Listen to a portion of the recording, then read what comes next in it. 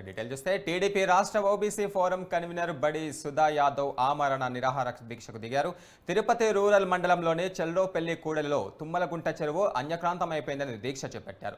సుందరీకరణ పేరుతో 100 కోట్ల ప్రజాధనం చెరువులో పోసారని ఆరోపించారు. తుమ్మలగుంట చెరువును వెంటనే రక్షించాలని డిమాండ్ చేశారు.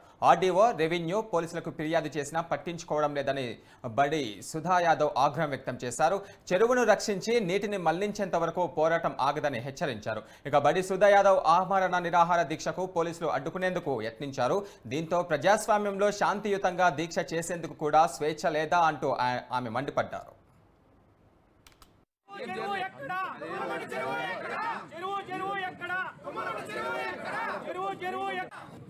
గత 2 రోజుల ముందుగా కూడా నేను తుమ్మలగుంట చెరువు అన్యాక్రాంతం అయిపోయింది.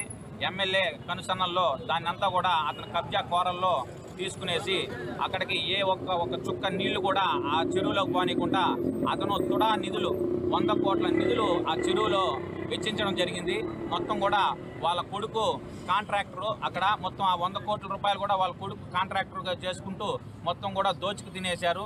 అదేవిధంగా కూడా చెరువుగా లేకుండా ఆ చుట్టుపక్కల ఉండే వాళ్ళకి గ్రౌండ్ వాటర్ కానీ చుట్టుపక్కల పొలాలకు కానీ ఒక చుక్క నీరు లేకుండా ఈ ఎమ్మెల్యే మొత్తం కూడా ఆక్రమించారు. దీని మీద కూడా పోలీసు వారికి ఒక మిస్సింగ్ కంప్లైంట్ ఇవ్వడం జరిగింది.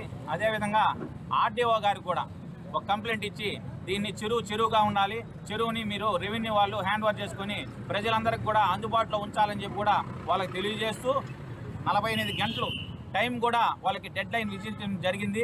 కానీ ఇప్పటికి 48 గంటలు పూర్తయినా కూడా దాని కింద ఏ మాత్రం యాక్షన్ లేదు. నిమ్మకి నీరెత్తినట్టు ఈ రెవెన్యూ సిబ్బంది కానీ అదేవిధంగా ఇరిగేషన్ సిబ్బంది కానీ ఎవ్వరు కూడా పట్టించుకోకుండా ఈ ఎమ్మెల్యేకి భయపడి అతని దరిదాపుల్లో కూడా పోలేని పరిస్థితిలో ఈ అధికారులు ఉన్నారంటే సిగ్గు చేయటానికి కూడా నేను ఈ మీడియా సమస్యల్లో తెలియజేస్తున్నా.